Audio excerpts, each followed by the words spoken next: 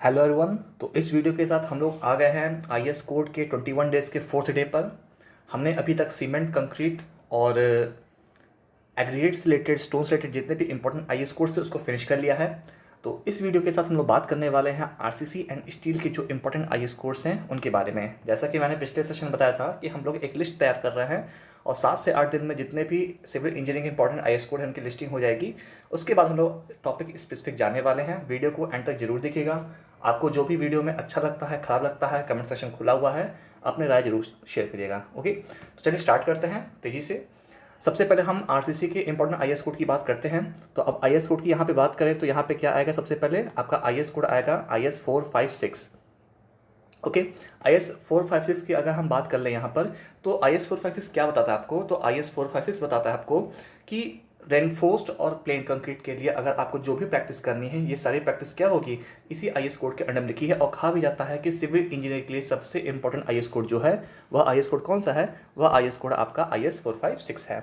इसके बाद बात करते हैं IS 516 के बारे में, जिसमें कंक्रीट के स्ट्रेंथ के बारे में जानकारी दी गई है, उसकी टेस्टिंग कैसे करनी होती है, जो हमें वैल्यूज़ मिलती हैं उसकी परमिसिबल लिमिट क्या होती है, कौन कौन से क्राइटेरिया को सेटिस्फाई करना चाहिए, इन सब के बारे में IS 516 में लिखा हुआ है। देन आता है आपका 1199, जिसमें कि कंक्रीट की सैम्पलिंग कैसे करनी है, उसका एनालिसिस कैसे करना है, इसके बारे में लिखा गया है। 1199 पिछले कुछ समय से मैं नोटिस भी कर रहा हूँ कि लगातार पूछा भी जा रहा है, इसको याद रखिएगा आप। इसके बाद आता है आपका second most important IS code, जो कि है 10262।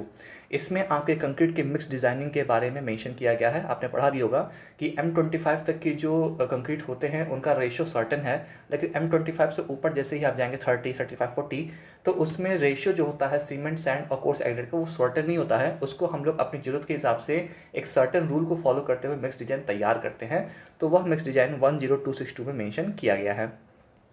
देन हमारा आता है IS 1893। अब IS 1893 में क्या होता है, हम अर्थक्वेक रेसिस्टेंट डिज़ाइन क्राइटेरिया के बारे में बात करते हैं। जैसे कि अब आज के ज़माने में जितनी भी हाई राइज बिल्डिंग्स अगर बन रही हैं, तो कैटास्ट्रॉफिक फेलियर को रोकने के लिए यह टारगेट किया जाता है कि जो हमारी बिल्डिंग बनाई जाए वो कम से कम 7 रिक्टर स्केल के अर्थक्वेक को आराम से रेसिस्ट कर सके। तो उस कंस्ट्रक्शन को कैसे फुलफिल करना है, उस कंस्ट्रक्शन को कैसे कैरी ऑन करना है, इन सब के बारे में IS 1893 में मेंशन किया गया है। ठीक है,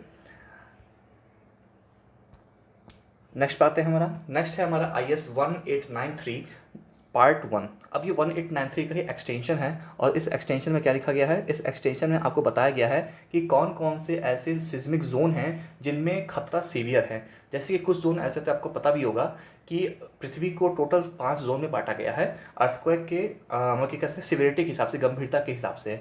तो कौन सा एरिया कौन से आपके सिस्मिक एक्टिविटी जोन में लाई कर रहा है, इन सब के बारे में जानकारी आपको 1893 के पार्ट 1 में मेंशन किया गया है। देन आता है आपका third most important IS code, IS 432।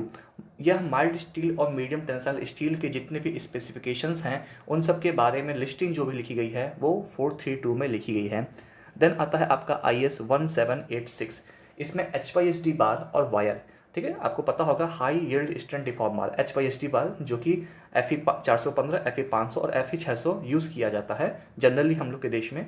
ठीक है, तो उनके बारे में जो भी स्पेसिफिकेशंस है वो सब आपके 1786 में मेंशन किया गया है।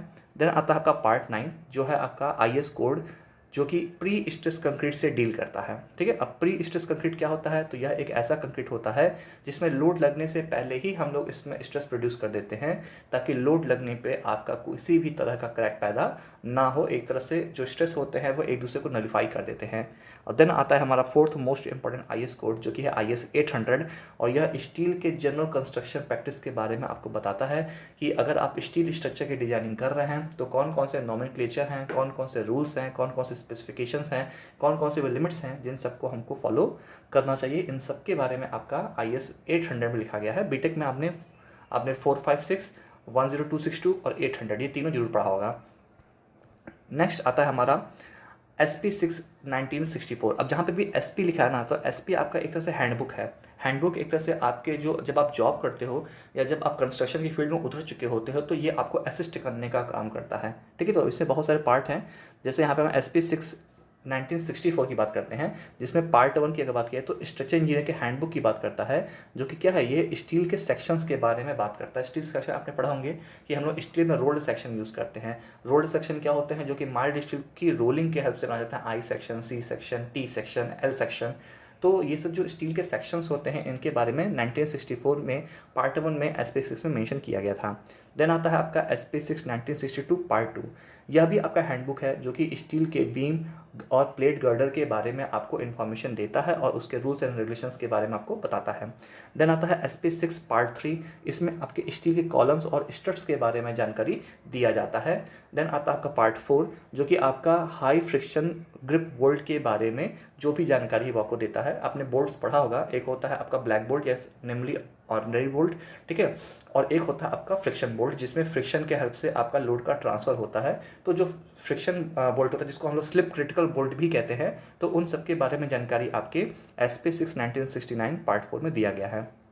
देन आता है आपका SP16 1980।